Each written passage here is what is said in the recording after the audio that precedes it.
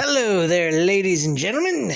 It's your boy, World of Wrestling, here today to discuss about AEW Dynamite, August 30th, 2023 review. Not to mention, I'm going to discuss a quick little rant that I was going to cut before Dynamite, but I got kind of busy with some shit. It's about CM Punk. The news about CM Punk after All In is like All Out from last year. A little similar, but slightly different. Apparently, from what I heard from the news, is that Jack Perry was trying to figure out a way to get himself removed from television and give Hook a push of some sort, make him look real good on television. And he had approval to do an extreme spot using some sort of glass to put his own body through. Apparently CM Punk heard about this and told Jack Perry, no, you can't do that. And that pissed Jack Perry off. During the pay-per-view that he had with Hook at the pre-show, he went ahead, had the match, and said some shit he wasn't really supposed to say at all. And that pissed off CM Punk. CM Punk and him exchanged a few words backstage. Jack Perry says, I'm more than certain I can kick your ass. And then all of a sudden CM Punk initiated the physical confrontation. Or the physical part of the whole fight. Yeah, apparently I heard he put him in a guillotine, Jack Perry in a guillotine of some sort, like he was trying to strangle him. Real dumb fucking shit, personally. I don't understand how in the hell this shit is going on within a multi-million-dollar company. From what I've heard now, it's been issued that Jack Perry and CM Punk are both suspended without pay. At least that's what I heard. I'm not a news expert. I don't tune in for the news as much as I used to anymore. Football season's right around the corner in less than 2 weeks, so I'm paying very close attention to drafting for FanDuel and DraftKings, so I'm getting a little into that. So I've just been following the televised shows and going over that with you guys and giving you guys my viewpoint on the shows. This situation is the second incident that CM Punk is a part of, and not to mention, he's the one who initiated the actual physicality. It wasn't this time him saying the shit and then having it brought to his doorstep, which he kind of brought it on to himself when he threatened the entire AEW locker room that he'd kick anybody's ass. All they have to do is meet him in person, and he'd do that. This time around, I think Jack Perry, knowing full well the history of CM Punk recently in the last couple of years, he's not exactly the nicest guy, thinks he's a locker room leader, and he ain't shit. If I was Tony Khan at this point, I'd fire him. I'd straight up fire him, or the other option is I would say, one more incident like this and you're gone. Here's how you avoid all this. This is what I would say if I was Tony Khan. I'd say, you get here, you do your job, you get paid, you go home. This is a job. You're not a locker room leader. Nobody here really is liking the way you've become. They don't think you're much of a leader anyway, and they don't get along with you. The chemistry with this locker room and you don't work. They don't mix. My recommendation is simply do your job, do what I asked you to do, get paid, and go home. You're the head name on Collision. I'm utilizing you. I'm putting you in the top spot. You're a world champion on the show. Just leave it at that. And do your portion, stay in your own lane, worry about yourself, worry about taking care of your family and your responsibilities financially, and that is it. You don't have to be a leader here. They don't want you being their leader, so don't worry about it. Just come here, get paid. I'm booking you in the best way possible. I'm putting you in good matches. You're a world champion on Collision. So let's just leave it at that. If you can't do that, then you gotta go. I can't have this shit constantly happening all the time on my show. This is my promotion. This is my money invested. My money's going to you. You're making $5 million a year. And you are treated like you're a top dog, which you are. I'm giving you that much respect. Give me the same respect back by just doing what I'm asking. Do your job. Come in here, entertain this crowd that I know you can do, and go home and relax. Get your pay, and that's it. That's all you got to do. And after your contract's up, if you want to stay here, fine. If you don't and you're still unhappy, then that's fine too. We'll part ways. We'll live out this contract. We'll work our deal out, and that's it. End of story. You don't have to do anything with anyone here. Just do what I'm asking you to do, and that's it. And that's all CM Punk should really do. Just do your job, get paid, go home. Support your family and entertain the audience like people know you can. Because even with my feelings about him as a person,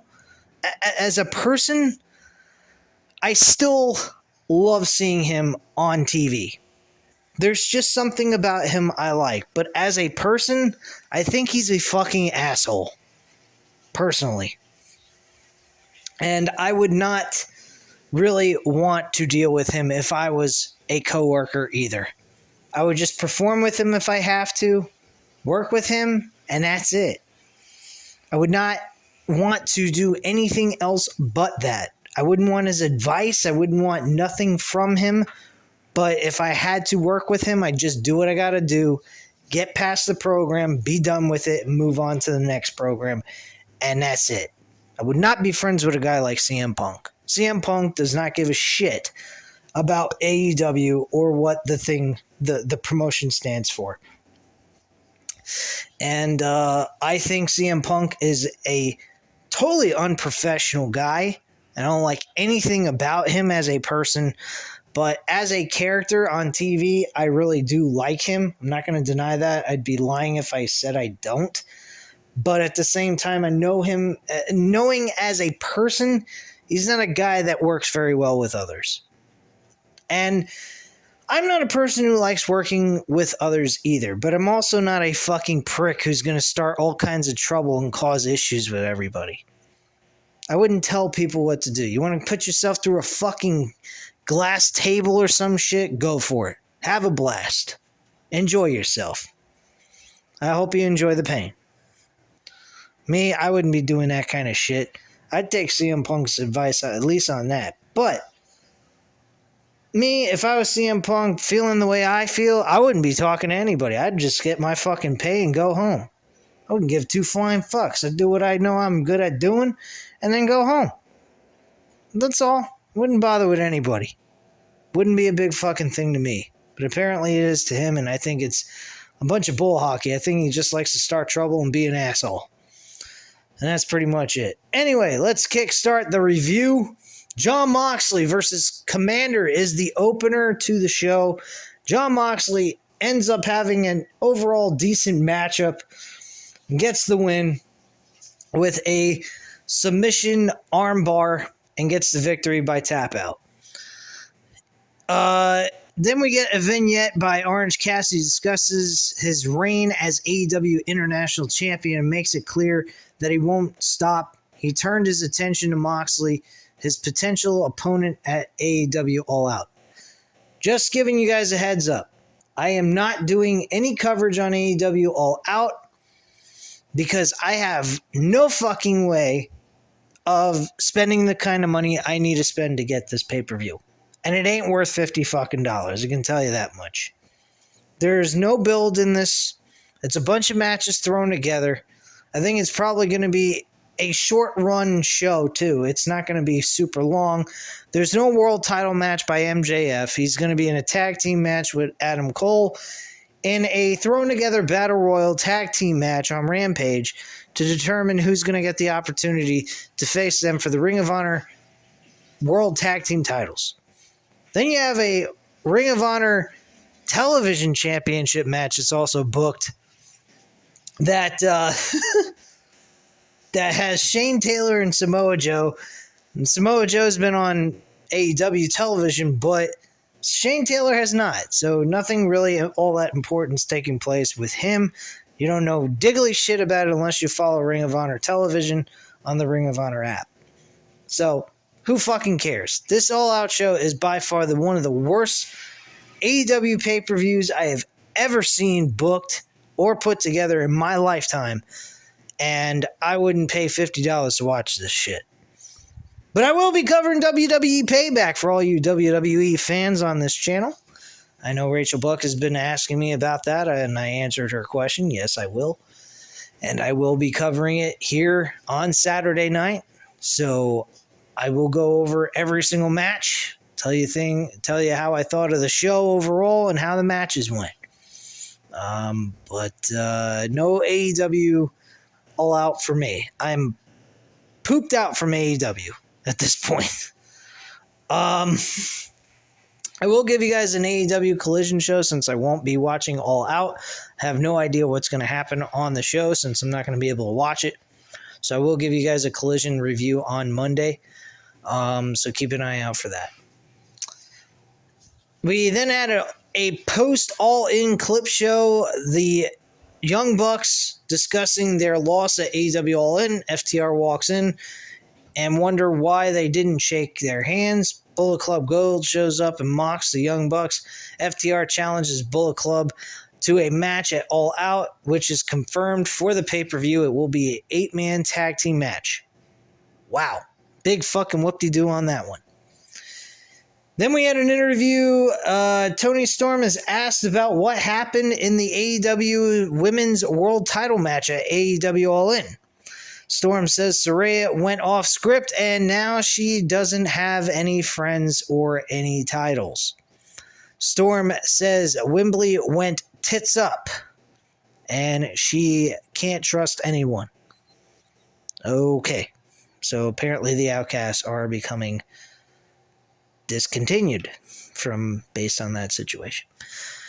Then we have Chris Jericho in the ring, says everyone should be happy about after All In, except for the CM Punk incident.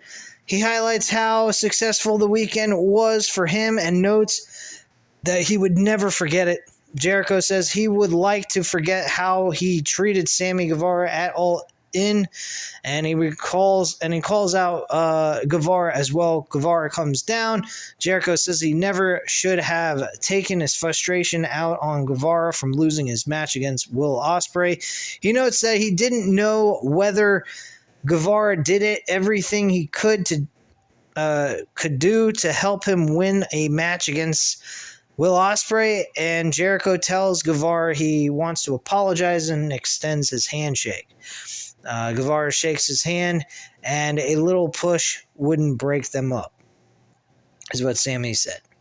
Jericho wonders, though, what he could have done differently and suggests that Guevara could have hit Will Ospreay harder with the baseball bat. And Guevara responds by saying Jericho could have got it done if he hit the Judas effect harder.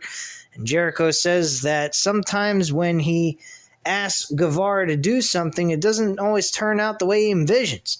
And Guevara fires back by saying he left his pregnant wife to be there for Chris Jericho. That was a very strong point to throw at Chris Jericho in this segment. I actually liked that little shot at Chris Jericho in that sense. Jericho then says plenty of people would have killed to be on the show, and Guevara says maybe he could have wrestled at All In if he wasn't so worried about helping Chris Jericho. Another good shot back at Chris Jericho. If anything, if he's going to leave his pregnant wife at home in Orlando, going all the way to London, England, might as well be on the card and actually performing for something more important than just being a sidekick to Chris Jericho. He takes a shot at Chris Jericho for losing, and then Jericho brings up Guevara's loss at AEW Double or Nothing, and he should have been if he would have listened to him, he would have actually became a world heavyweight champion, beating MJF for the title. Instead, he lost.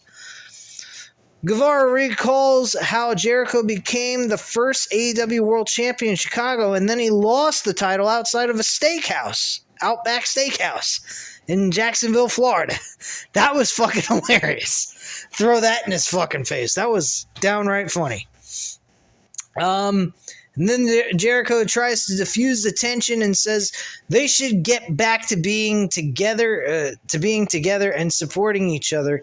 He says that they should reunite the sex gods and target the tag team titles. This is where this promo kind of went south for me. I was kind of anticipating maybe Guevara saying, well, you're such a great teacher. Why don't you teach me a thing or two in the middle of this ring at All Out while I kick your ass?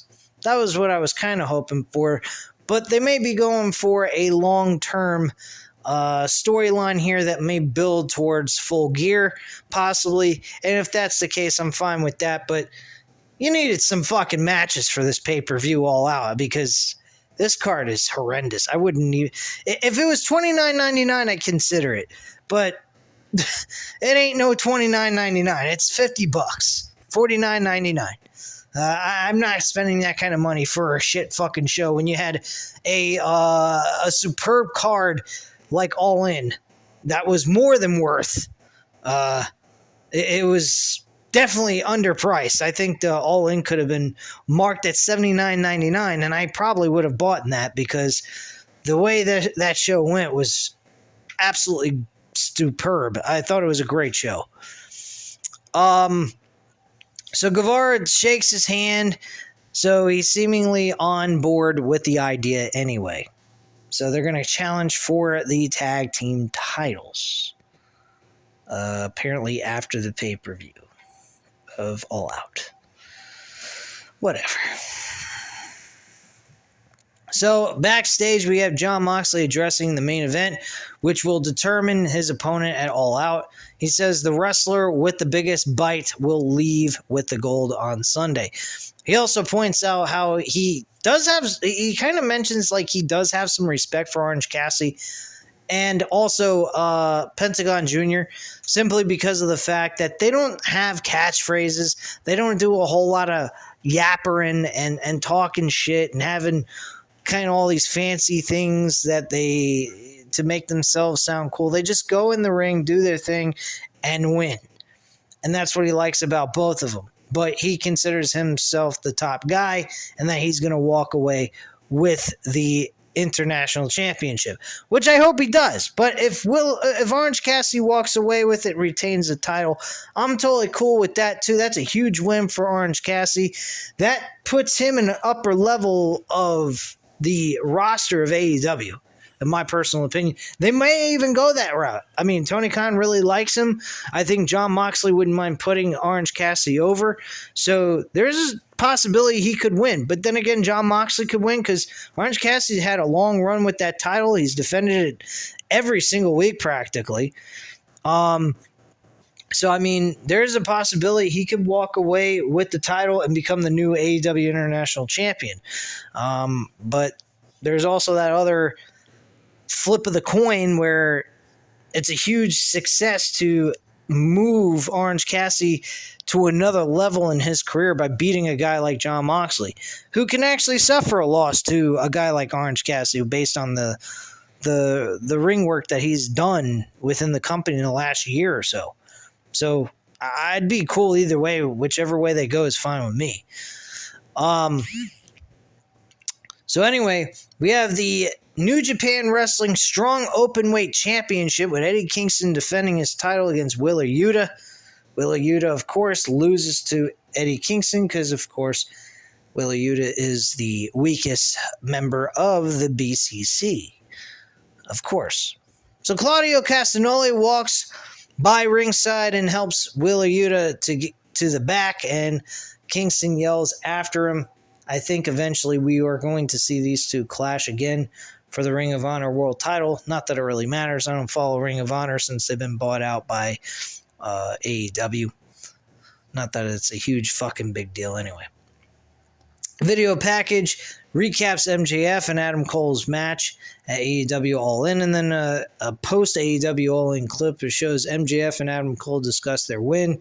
MJF announces a tag team battle royale on Rampage will determine their challengers at All Out, and he also says a tournament will determine his challenger at AEW Grand Slam, which should be really, really fucking good. And then MJF then reveals he's taking a week off. So he's definitely been working very hard. He has not been a lazy champion by any means. Even when he's not defending the title, he's still performing and giving us everything he has. They may want to slow down on him working so many matches because he does look like he's getting worn out based on what I saw. Backstage, we have Don Callis question Sammy Guevara about his decision to stick with Chris Jericho. Guevara told him to get lost. I think this is eventually going to turn on Chris Jericho, and Guevara is going to join Don Callis. That's pretty much where I would go with this. I think that's the direction they were going to go with it to begin with. So I was just thinking about that when I was watching the All-In match between Will Ospreay and Chris Jericho. We have Adam Cole in the ring, and he brings up about the AEW All-In and thanks the fans for making it such a special night. He says he and MJF won the Ring of Honor tag team titles, but the night wasn't perfect as he lost in the main event. Cole says he knows he'll get another title shot at some point. Cole says MJF is banged up, but he'll be ready for All Out. Roderick Strong and the Kingdom with Matt Taven and Mike Bennett interrupt, and Strong asks Cole whether his own neck is less important to Cole. Mike Bennett interrupts, and this promo by Mike Bennett was fucking superb. I actually enjoyed this. Mike Bennett interrupts Cole and recalls their history together in Ring of Honor. Their first match was in 2010, and that match actually determined them to get an opportunity to sign a contract with Ring of Honor. Adam Cole was 21, and Mike Bennett was 25. Bennett notes that Cole was at his wedding as well, and they did everything together. But it seems like as things got big and popular, he went ahead and jumped ship to the Bullet Club, where he could get major merchandise and all that good stuff for himself. And then he went to Florida, referencing NXT, where he propped himself up with other people, such as like Roderick Strong, Kyle O'Reilly, and Bobby Fish, with with their faction that they had over there. And Taven says that Cole has latched onto MJF now, thinking that that's his way to get the title. And Taven says, the Undisputed Era, by the way, is the group he had. Taven says Cole has now latched himself onto MJF, thinking that that is his way to get to the title. Taven says Cole only cares about himself. Cole says MJF is his best friend, but Strong says he can't accept that. Strong says he's entering the Grand Slam tournament so he can get a shot at MJF. Cole says that it's a horrible idea, but Strong fires back by saying that he'll win the tournament because he's a wrestling legend. Cole says he's done nothing wrong as they walked away. I personally think that was very, very interesting little thing to throw out there. They could really be making Adam Cole become a heel, MJF becoming a babyface. And we find out later that it's all true, that Adam Cole doesn't give a fuck about anybody but himself, and he's just latching on to MJF, pretending to be his friend so he can get a huge shot for the world championship and possibly become the world champion, which he's already accomplished that. He already got a shot at the title. He just didn't win it yet. So it is what it is. But they still got an opportunity to go in many different directions with the storyline, which is what makes this storyline so compelling, and which is why I'm enjoying the fucking shit out of it. So then we have a promo by Alex Brahantes hyping up Penta El Zero Meadows match with Orange Cassidy later on in the show. He says Penta will then make Jon Moxley bleed worse than ever has before. Okay, great. 6 women's tag team match with Chris Statlander, Hikaru Shida, Britt Baker versus Nyla Rose, Marina Shafir, God help us, and Uma Sakura. Don't fucking know hardly any of these women. Nyla Rose and Marina Shafir could give 2 shits less about. Chris Statlander wins by picking up the victory here and getting the 1-2-3. Baker and Shida argue actually after the match because during the match, Britt Baker accidentally kicked Hikaru Shida in the face, which she didn't mean to do. And Ruby Soho attacks Statlander and steals the TBS championship. This match will be taking place at All Out. So we will see Chris Statlander and Ruby Soho competing for the TBS Women's Championship. Should be a fun little mid-card match in the women's division.